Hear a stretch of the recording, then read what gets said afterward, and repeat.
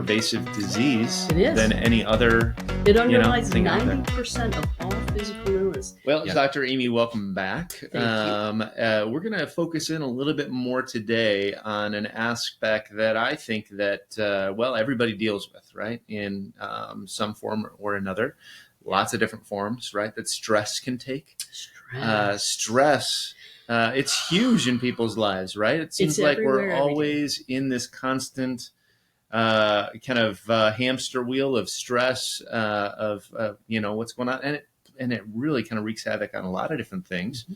As we were talking about, there's good stress, there's bad stress. Yeah. Can you give us just an overall kind of view of stress to begin with, and then we'll kind of dig into some of the other aspects. Sounds of it good. here. So stress by itself isn't a bad thing. There, like you said, there's two types of stress. There's good stress and bad stress.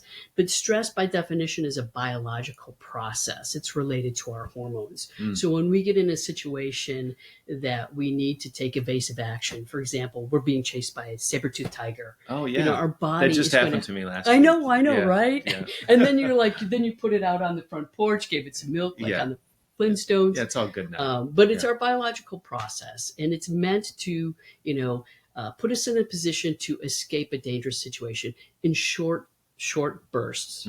So stress in short bursts can be really, really helpful.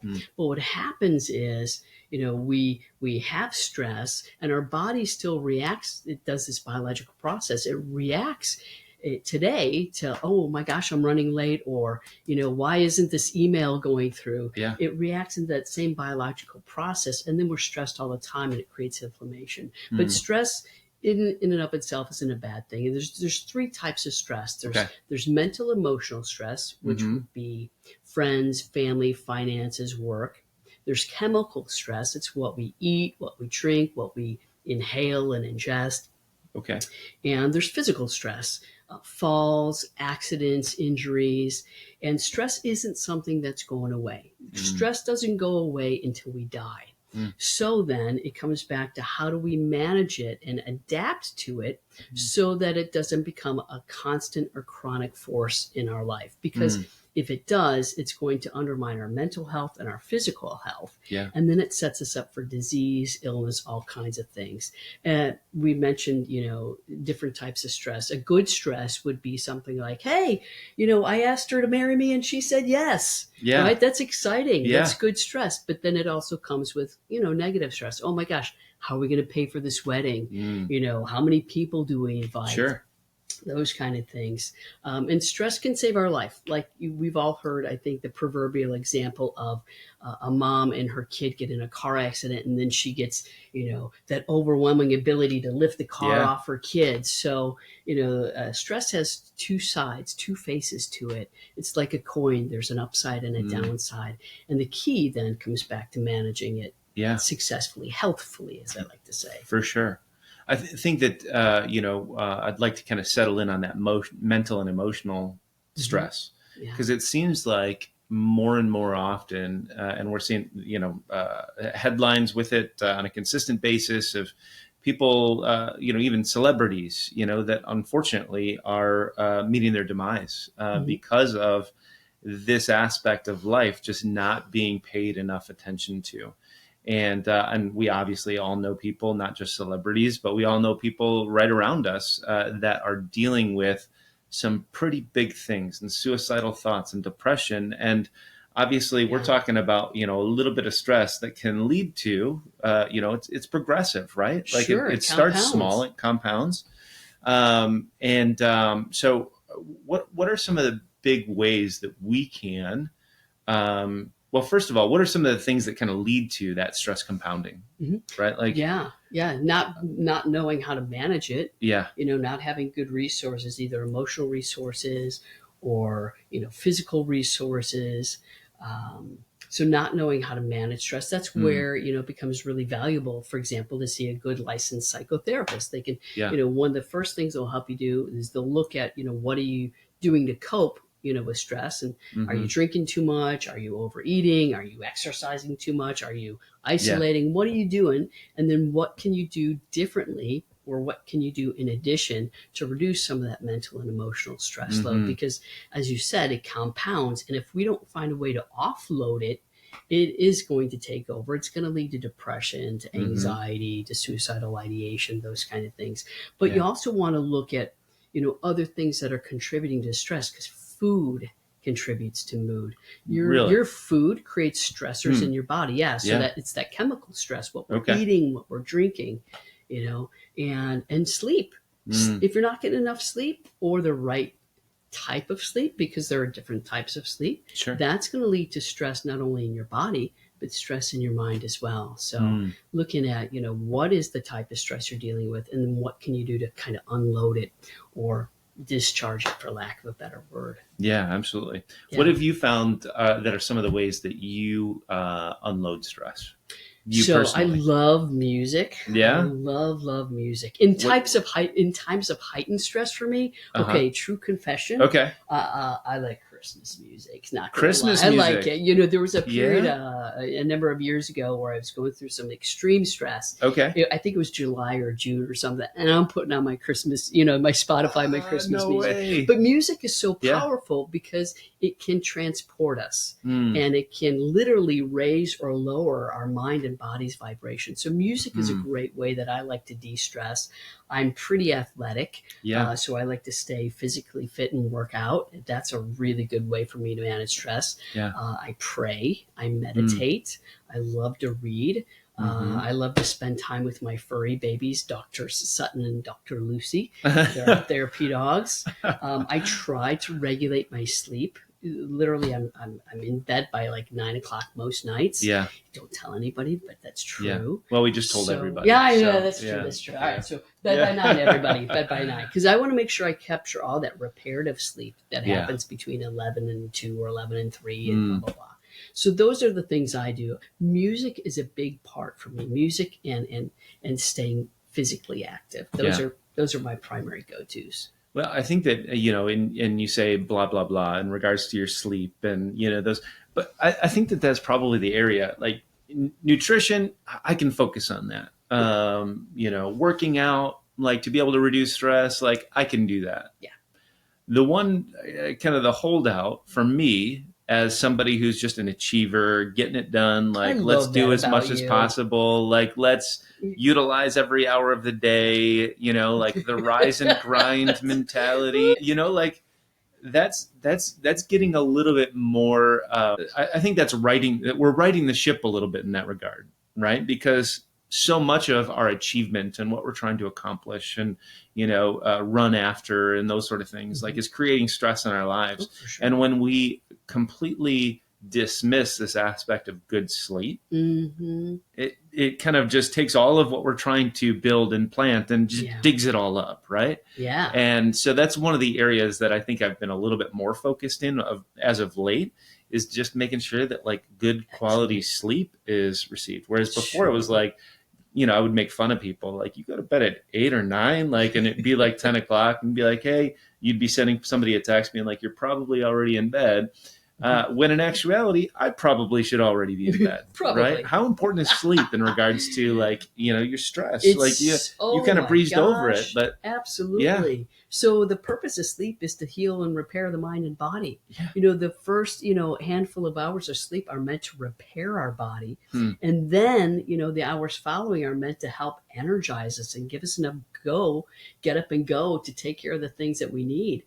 Sleep is so underrated, it's so undervalued, but if we're not getting enough of it, our risk of heart attack, I think, doubles or triples.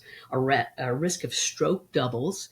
Certainly, we're not going to be as productive as we need to be in the day. It sets us up for all kinds of autoimmune conditions, because sleep, if we're not getting enough of it, it is a stressor. Our body, that engine in our car, it's going to run until it starts to sputter out. So we really need a lot of sleep. As adults, we need anywhere from 7 to 9 hours. Kids, infants and kids need a lot more, because that's where the majority of their growth is taking place is during their sleeping hours. So we can't emphasize the importance of sleep enough. It's underrated, undervalued. But if we're not getting enough of it, our whole world can come crashing down. And nobody likes to work with somebody during the day where they're not at their best, because they're tired, because they've been staying up late all all night. So Yeah. sleep, that should be of primary importance to a person, no matter what their age. Okay. One thing I don't do anymore is I don't do screen time at least 30 minutes before I go to Okay. bed. Whether it's on my, I used to do the Daily Mini, the New York Times Mini, and my Yeah. Wordle. None of that anymore. No more Mm. screens for at least 30 minutes. I'll read. If I need to Okay. unwind, I'll read or, talk to my, partner. Yeah. That's interesting because I think that we are all in the mindset, or I shouldn't say all, but I think a lot of us are in the mindset of like, hey, I'm just going to wind down with a little bit of TV before bed. Kind of scrambles our brain. Yeah. Yeah. And screens do the same. Yeah. I know. Count me as guilty to bring my phone to the nightstand and just be flipping through and look at that one last email, or the scroll one more time Before mindlessly. 2 hours have passed. Oh my gosh! Right? You get into those reels and those Instagram reels. It's just they're funny. Yeah, absolutely. So you sleep. What are some of the other major ways that we can reduce stress? Exercise, movement. We talked about movement on a previous podcast. Yeah. So one of the best ways to reduce stress. And remember, stress is a biological process in our body by definition. So if you're moving your body, you're working out, you could be walking, you can be doing hot yoga, you can be, strength training, anything to exercise. That's one of the best ways to reduce stress. And it sets you up for a better night's sleep as well. Is there any one type of exercise that's better than another in regards to, or is it just movement in general? You know what? I would say movement. Any movement is better than no movement, but we need a mixture of strength training as well as cardio. I saw a guy at the practice, here several years ago, and he ran several marathons a year and had a massive heart attack. And you'd think, oh my God, he's so, cardiovascularly fit. Yeah. But there were other things that was missing. He wasn't getting a good night's sleep, poor nutrition. I mean, he could go and go and go. Yeah. But, he didn't have a whole lot of muscle mass either. So you need, muscle, as Dr. Hyman said, is the currency of longevity. So we need strength training, especially as we get older. And for women, too, we're much more prone to osteoporosis. So you need strength training, and certainly you need a strong, healthy heart. Our heart is a muscle, and you can condition that. So you need both. Yeah. Wow. Nature is a great way too. I forgot about what they call, a nature bath. Yeah. So spending time in nature is one of the best ways to de-stress your mind and de-stress your body. Because think about it. If you're spending time in nature, most of the time you're going to be moving in nature. Mm-hmm. I mean, yeah, you can have a picnic, but mostly we're going to be moving, right? Walking our dog or hiking or whatever, being on the beach. Nature baths are a great way to de-stress our body and our mind, because stress creates inflammation, and it's that inflammation that leads to disease and illness. And I've heard recently too, even like the process of grounding. Grounding this is something new that Go I've hug like. a tree. Yeah, Take your shoes off and walk barefoot through your lawn. There you go. The earth has a natural energy. Everything is just energy. I mean, we should have a podcast on quantum physics. That'd be kind of fun. But everything is just energy. I think that one would be a little over my head. That's okay, mine too. It's like we were saying earlier. I don't understand how electricity works with this light switch, but I'll use it. So you don't have to know a little bit about it, how quantum physics work, but understand some of the impact. But everything is an energy, and the earth has a very healing energy. So grounding is really important. Yeah. Gotcha. All right. So sleep, moving around, obviously movement, diet plays grounding, into that, right? Oh my gosh. Making sure that you're eating some of the right Talking things out. Yeah. Right. So we see a lot of people for depression, anxiety, and certainly physical illness, where they just internalize everything. They take it to heart, they personalize it, and then they internalize it. They don't open up and talk about it. But that's one of the best ways to de-stress too, is just open up, about what's going on. Don't sit in it. Don't get stuck in it. You don't want to sit at that pity party all day or till the party ends. Yeah. But talking things out is another really, really important way to mentally and emotionally de-stress. And again, when we mentally and emotionally de-stress, our body de-stresses too. Yeah. I've tried to just be more of the type of individual because, my wife and I, we believe very strongly in the power of story and just being able to kind of like make sure that like, as we're talking, you share something, and all of a sudden, like, people come out of the woodwork to be able to say, "Oh, I've dealt with that. I've dealt with that." And it's when we stay silent and when we stay, inside ourselves, that a lot of times that stress builds up, it compounds. But if we're Yes. talking about it and just getting it out there as humans, because that's what we're meant to do. We're built to share things, Yeah. right? We're Yeah. we're relational individuals. Hmm. As much of an introvert as you may think that you are, right? We're meant to relate. Hmm. And I've just tried to be more of the individual, that when people are like, "Hey, how's your day going?" I used to be like, I'm going to be the most positive mindset person ever and just be like, "It's a great day.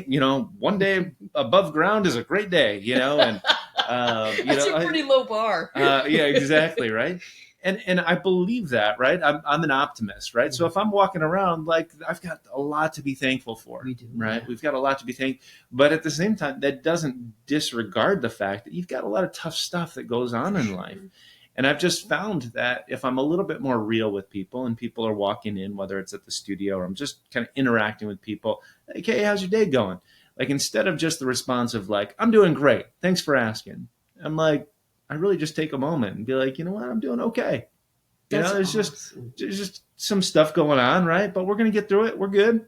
Hmm. And those people are then just little more willing to be able to share maybe what's going on in their Yeah. lives, right? So Yeah. I think that we can all just be a little bit more authentic I would rather than agree just, with that you because know, it helps people to relate, yeah. and it builds trust, Hmm. and it gives permission to other people to just be who they are. And Yeah. no matter who we are or how successful or not successful we are, or all those other things, Yeah. we all share struggles. Yeah.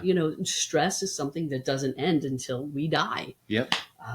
So to be able to be relatable and authentic like that, I think is invaluable, and it creates emotional intimacy, Mm. and then emotional intimacy creates trust Yeah. too. Yeah. Because the majority of the rest of our lives is lived a lot of times digitally, right? Hmm. When we're thinking about Instagram, Facebook, all of these different social media aspects that Hmm. you really is where you interact with other individuals. It's the positivity. It's the, how can I put my best foot forward? Sure. So when you actually have that opportunity to be able to connect in a very real way, Yeah. it really, from a stress perspective, It's huge. It's is invaluable. huge. It's Yeah. invaluable. People want to know that it's okay to be who they are. And and social media sets people up for literally a lot of depression, a lot of anxiety. Yeah. One thing I want to draw attention to, listeners and viewers, if you've not seen The Social Dilemma, it's several years Hmm. old now. You Oh, yeah. really should check that out. It talks about how the algorithms, in Facebook and other, in technology, sets people up for depression and anxiety. Mm. And of course, that comes with internal physical stress too. So it sets us up not just for depression, anxiety, suicidal ideation, but physical illness and disease. Yeah. So not everything is how it's presented to be on social media. So to be able to be real with somebody, Hmm. that's invaluable too, Nate. Yeah. It's okay to be who you are. Just don't stay stuck. I would say Yeah. that to listeners.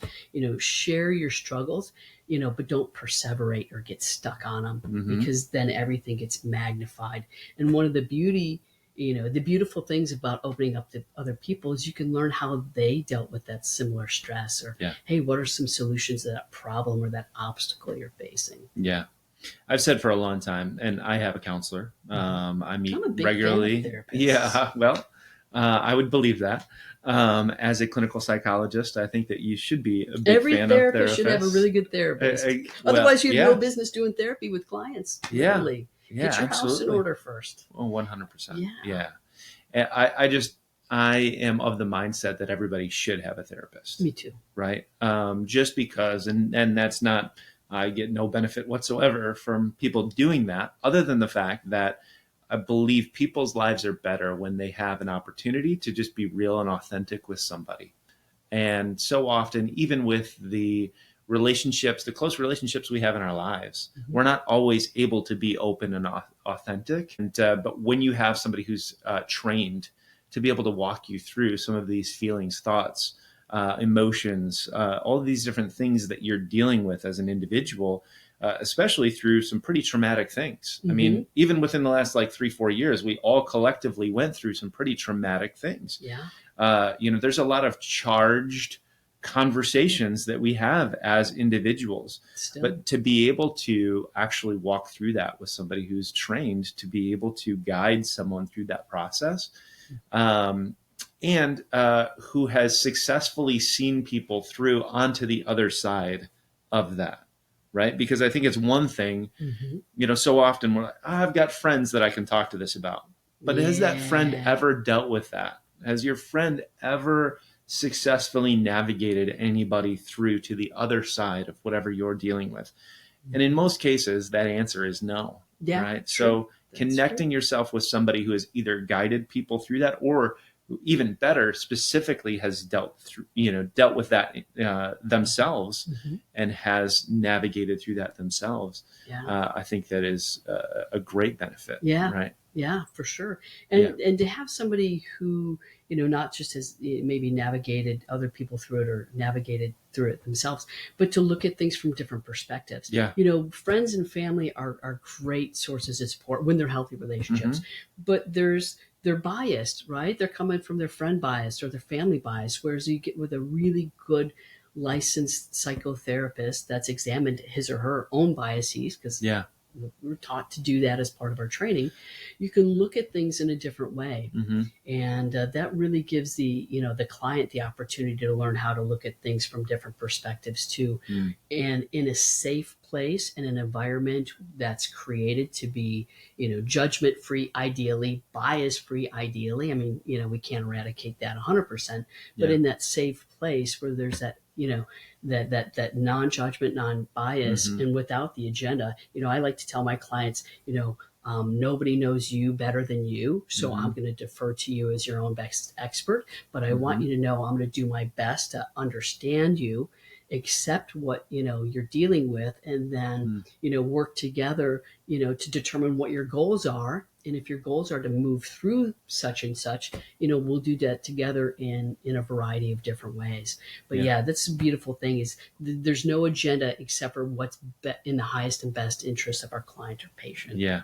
Absolutely. Whereas with friends and family, sometimes there's an agenda, Yeah. and they might not be able to see things objectively as a therapist can. Mm-hmm.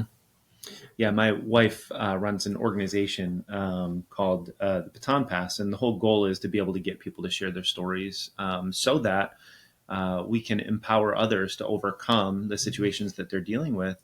And our main goal with that, and our heartbeat, is just to not see people go through quiet desperation. Oh yeah, there's so There's much so of that. many And people in don't despair. have to do that. No, but when they open up their hearts and their mouths to be able to actually have conversations relationally, and then also seek out individuals who can truly help them, they get into a situation where that stress can start to reduce. That Yeah, for sure. compounded stress can start to reduce and reverse. Right? We talk a lot about reversing disease. Yeah. I think stress is even more pervasive disease It is. than any other It underlies thing out there. 90% of all physical illness. There's Yeah. a stress component. Mm. And, most people who go see their primary care physician today, most of those issues or complaints have an underlying stress component. And very often the doctor's not asking about that. They're asking, all right, so what's going on? Well, I've got a cough, or, I've been feeling, kind of feverish lately. But that is at the root cause of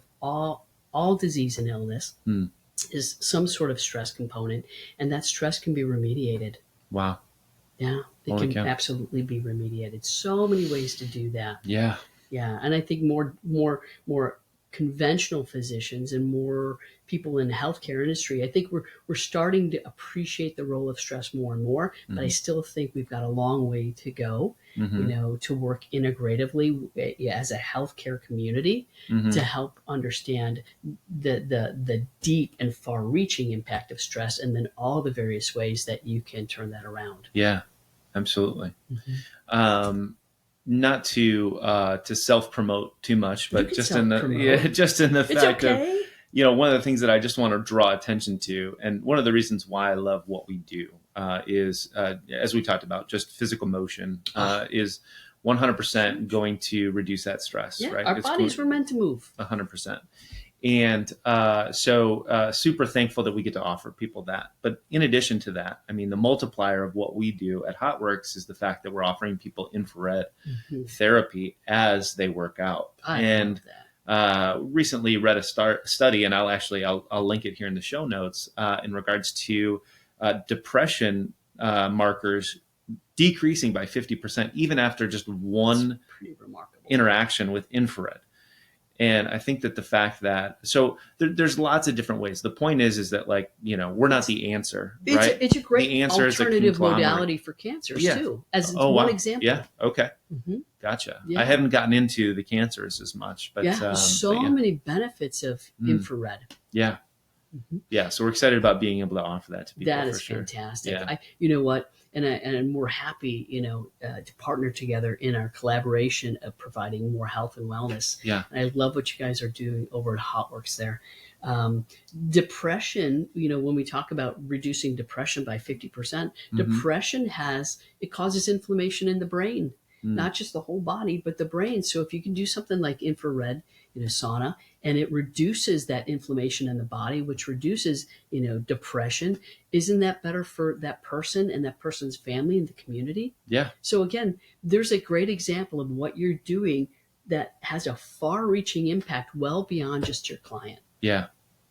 What do you say to somebody who feels like they're dealing with this stress that's compounding, that's adding up, that's kind of bubbling over, that's getting to a point, like, as a friend, as somebody who's just kind of around that individual? What's a great way to be able to kind of reach out to that person and just make sure that they feel loved and appreciated? Like, what would you say, from not being like a clinical psychologist myself, but what can I do to be able to help those individuals around me experience less of that stress and be able to be kind of like a sounding board for those individuals?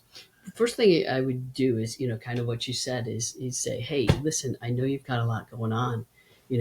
I'm happy to be a sounding board. Well, only offer that if you have the bandwidth to do it first and foremost. Say, and then ask them, how are you doing? What's going on? So validate their experience, because not everybody's looking for a solution. Now, there's a fine line between, being a sounding board and somebody's just complaining all the time. Right. That's not healthy for either party. Just say, what's going on? Is there anything you need? And don't offer to fix it right away. Because again, sometimes people just need to be heard and understood. And then, depending on what they're sharing with you, just say, can I help you find ways to, move through this? Because there are sometimes simple ways. If they're not, if they're needing more than just to be validated and heard, offer ways to help move them through that progress. Hey, I know a good therapist, or, would it be helpful if, maybe you and I, connected and, we worked out in the morning, or, would you like to join me on a morning walk? Or, hey, is it okay if I pray for you? There's so many ways, but ask the person, what is it that you think you need right now? And if there's a way I can help with it, I'd be happy to. And if you can't, just say, what, I'm not sure, that I have, what you need, but if it's okay with you, I can spend some time, finding those resources to get you the help you need. Yeah, for sure. Yeah. I think that this world can be very lonely, but I think that just getting ourselves into the mindset of, like, how do we just look out for others rather than just being all caught up in our own heads all the time. I believe very much in the fact that when you're worried about others, you don't have as much time to worry about yourself. What? May I interrupt? Yeah, oh, absolutely. So I have the opportunity to go on a lot of television news shows, and one of my favorite segments is, how to beat the holiday blues. And one of the things, that's related to beating not just the holiday blues, but depression or sadness is to volunteer. Get out of your own head. And one of the best and fastest ways to do that is to focus on other people. Wow. Holy cow. Yeah. Focus on other people. Isn't that amazing? So, how often we just deal in our own brains, in our own space, and then get into a spot where we're kind of done doing that. So we numb out with a little bit of social media and scrolling or watching, Netflix or, whatever new show that we're binge watching. And, a lot of times just don't get into the process of dealing with what we're actually dealing with. But when we focus on others, right, it gives us the opportunity to be able to repair some of that. Is that what's happening? Yeah, repair some of that. And also it offers us an opportunity to put things in perspective and to realize, maybe what we're grateful for. And to that point, putting yourself in an attitude of gratitude is one of the best ways to reduce stress too. Because when you take a step back, and we can do this by, helping someone else, when you take a step back, it's like, wow, okay, I was caught up in my own head. I've got a lot of things to be grateful for. Yeah. Yeah. And here, let me share some of, what I found to be helpful with you if they're open for it. Yeah. But isolating is one of the worst things that we can do. And there's so much of that. And the pandemic just really brought that to the fore. I mean, it was imposed on us. And a lot of people have gotten stuck now in that mode. One of my daughters, my oldest daughter, who's 9, was given a prayer journal for her. Well, a lot of times when we have birthdays in our household, the other child, even though it's not their birthday, usually gets a gift or two.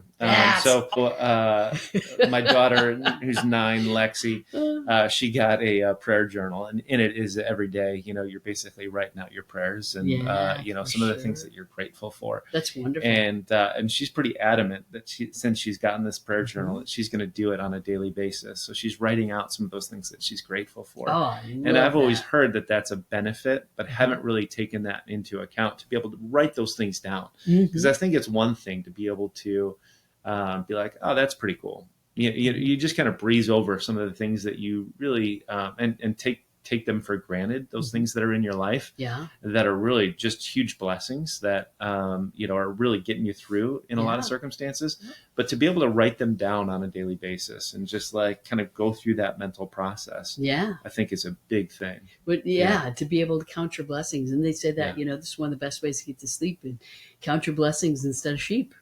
So to have a gratitude journal, and I keep a gratitude journal, and I, put my entries in it all day, every day, between clients. I'll be, so-and-so had a great breakthrough, or Nate brought me a coffee this morning, which literally is going in my gratitude journal. Oh, that's Doing great. this podcast goes in my gratitude journal. It's one of the best ways to de-stress and put your life in perspective and to realize how good we have it. Yeah. Because we've got it pretty darn good. Oh, absolutely. Yeah. Well, hey, one of my hot takes from today was the fact that that volunteering, kind of getting outside of our own head and being able to focus on others, is just so much that can kind of reduce some of that stress for us. It's also, I think that for Dr. Aimee, listening to Christmas music in June and July. But I think it's just so important to be able to figure out whatever it is for you, to be able to start to reduce that stress. And if that stress is compounded to the point where, it's led into depression and some major concerns and suicidal ideation, as you talked about, and, those sort of things, to truly seek out a professional at that point. And hopefully we're not at that point. But to be able to prevent getting to that point by being able to implement some of these things that we talked about in order to reduce the stress in our lives. Because it's inevitable. It is. Stress is something we have to learn to successfully adapt to. One of my hot takes on health today is, you sharing that research with me that, one session of infrared can reduce depression by 50%. Yeah, isn't that crazy? That's huge. That's a mic drop moment, but I won't drop the mic. Yes, please. It's expensive. Thank you for having me on the show today. Absolutely, I really for sure. I love the work that you're doing. Oh, thanks to you. And the feeling is mutual for sure. Absolutely.